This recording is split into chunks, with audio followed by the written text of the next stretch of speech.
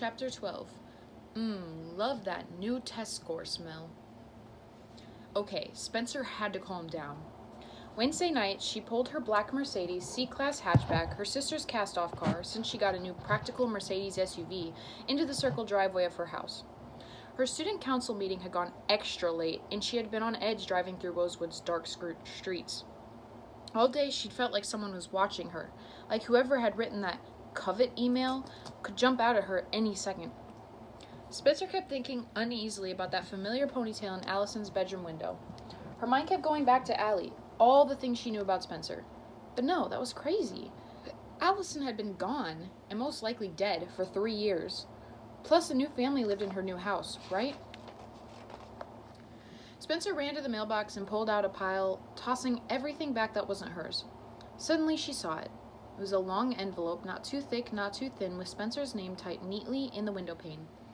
The return address said the College Board. It was here. Spencer ripped open the envelope and scanned the page. She read the PSAT results 6 times before it sunk in. She'd gotten a 2,350 out of 2,400. Yes! She screamed, clutching the paper so tightly it wrinkled. Whoa, someone's happy, called a voice from the road. Spencer looked up. Hanging out in the driver's side window of a black Mini Cooper was Andrew Campbell, the tall, freckly, long-haired boy that beat out Spencer for class president. They were number 1 and number 2 in the class in practically every subject. But before Spencer could brag about her test score, telling Andrew about her PSATs would feel so good, he peeled away. Freak. Spencer turned back to her house. As she excitedly scampered inside, something stopped her. She remembered her sister's near-perfect score and quickly converted it from a 1600 scale they used to use into a 2400 scale. The College Boards used nowadays. It was a full 100 points lower than Spencer's. And weren't they supposed to be harder these days too? Well, now who's the genius? An hour late, Spencer sat at the kitchen table reading Middlemarch, a book on the English AP suggested reading list. Then she began to sneeze. Melissa and Wren are here, Miss Hastings said to Spencer as she bustled into the kitchen, carrying the mail Spencer had left in the mailbox. They've brought all of their luggage to move in. She opened the oven a crack, checking on the rotisserie chicken and 7-grain rolls, and then bustled into the living room. Spencer sneezed again. A cloud of Chanel No. 5 always preceded her mom, even though she spent the whole day working around horses, and Spencer was certain she was allergic. She considered announcing her PSAT news, but the twinkly voice from the foyer stopped her. Mom? Melissa called. She and Wren strolled into the kitchen. Spencer pretended to study Middlemarch's boring back cover. Hey, Wren said above her. Hey, she answered coolly. What's she reading? Spencer hesitated. It was better to steer clear of Wren, especially now that he was moving in. Melissa brushed by without saying hello and began to unpack purple pillows from a Pottery Barn bag. These are for the couch in the barn, she practically yelled. Spencer cringed. 2 could play at that game. Oh, Melissa, Spencer cried. I forgot to tell you. Guess who I ran into? Melissa continued to unpack the pillows. Who? Ian Thomas. He's coaching my field hockey team now. Melissa froze. He what? He is? He's here? Did he ask about me? Spencer shrugged and pretended to think. No, I don't think so. Who's Ian Thomas? Wren asked, leaning against the Marble Island counter. No one, Melissa snapped, turning back to the pillows. Spencer slapped her book shut and skipped off to the dining room. There, that felt better. She sat down at the long, mission-styled farmhouse table, running her fingers along the seamless wine glass Candace, the family's housekeeper, had just filled with red wine. Her parents didn't care if their kids drank while they were at home, as long as no one was driving, so she grabbed the glass with both hands and greedily took a large gulp. When she looked up, Wren was smirking at her from across the table, his wine very straight in his dining chair. Hey, he said. She raised her eyebrows in answer. Melissa and Mrs. Hastings sat down, and Spencer's father adjusted the chandelier lights and took a seat as well. For a moment, everyone was quiet. Spencer felt for the PSAT score papers in her pocket. So guess what happened to me, she began. Wren and I are so happy you're letting us stay here, Melissa said at the same time, grabbing Wren's hand. Miss Hastings smiled at Melissa. I'm always happy when the family's all here. Spencer bit her lip, her stomach nervously gargling. So, Dad, I got my... Uh-oh, Melissa interrupted, staring down at the plates Candace had just brought from the kitchen. Do we have anything other than chicken? Wren's trying not to eat meat. It's all right, Wren said hastily. Chicken is perfect. Oh, Miss Hastings stood up halfway. You don't eat meat? I didn't know. I think we may have some pasta salad in the fridge, although it might have ham in it. Really, it's okay, Wren said, rubbing his head uncomfortably, making his messy black hair stand up in its peaks. Oh, I feel so terrible, Miss Hastings said. Spencer rolled her eyes. When the whole family was together, her mom wanted all meals, even sloppy cereal breakfasts, to be perfect. Mr. Hastings eyed Wren suspiciously. I'm a steak man myself. Absolutely, Wren lifted his glass so forcefully that a little wine spilled on the tablecloth. Spencer was considering a good souge into her big announcement when her father laid down his fork. I've got a brilliant idea. Since we're all here, why don't we play Star Power? Oh, Daddy, Melissa grinned. No. Her father smiled. Oh, yes, I had a terrific day at work. I'm going to kick your butt. What's Star Power? Wren asked, his eyebrows arched. A nervous glow grew in Spencer's stomach.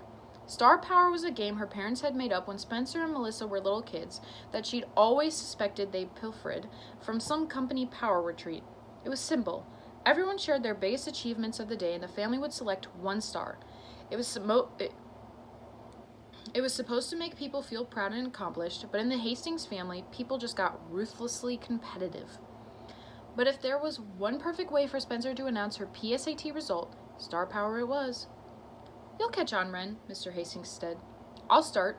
Today, I prepared a defense so compelling for my client, he actually offered to pay me more money. Impressive, her mother said, taking a tiny bite of golden beet. Now me. This morning, I beat Eloise at tennis in straight sets. Eloise is tough, her father cried before taking another sip of wine.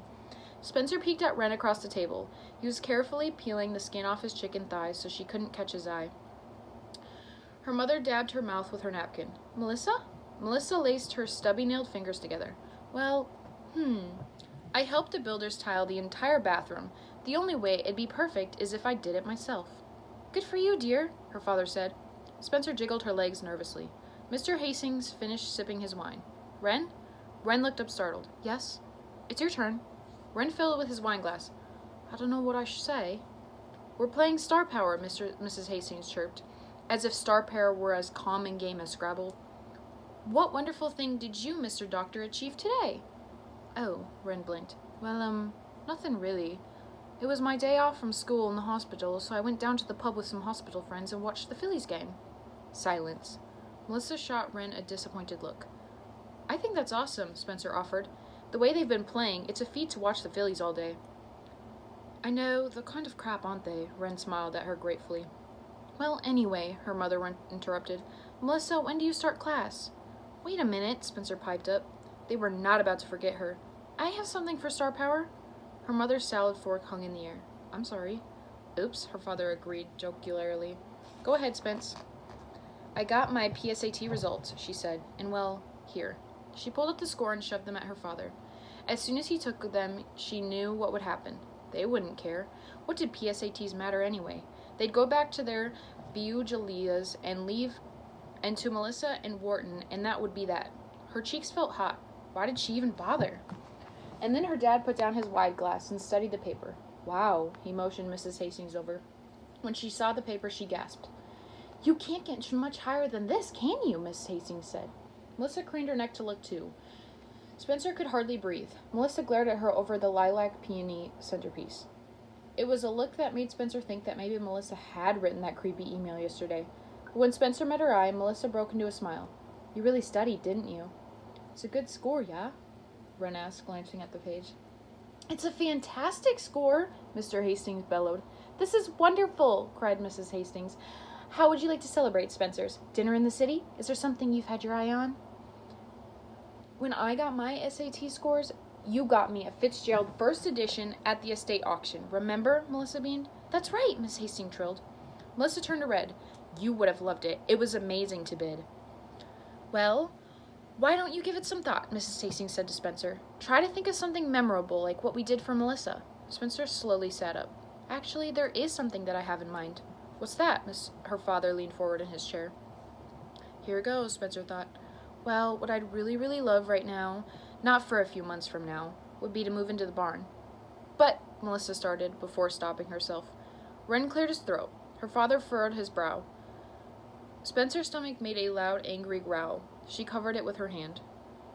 Is that what you really want? Her mother asked. Uh-huh, Spencer answered. Okay, Mrs. Hastings said, looking at her husband. Well? Melissa loudly laid her fork down. But, what about Ren and me? Well, you said yourself the renovations wouldn't take too long, Mrs. Hastings put her hand on her chin. You guys could stay in your old bedroom, I suppose. But it has a twin bed, Melissa said in an uncharacteristically childish voice. I don't mind, Ren said quickly. Melissa scowled sharply at him. We could move the queen bed from the barn to Melissa's room and put Spencer's bed out there, Mr. Hastings suggested. Spencer couldn't believe her ears. You would do that? Mrs. Hastings raised her eyebrows. Melissa, you can survive, can't you? Melissa pushed her hair back from her face. I guess, she said. I mean, I personally got more out of the auction in the first edition, but that's just me. Ren discreetly took a sip of his wine. When Spencer caught his eye, he winked. Mr. Hastings turned back to Spencer. Done then. Spencer jumped up and hugged her parents. Thank you, thank you, thank you. Her mother beamed. You should move in tomorrow. Spencer, you're certainly the star. Her father held up her new scores, now slightly stained with red wine. We should frame this as a memento. Spencer grinned. She didn't need to frame anything. She'll remember this day for as long as she lived.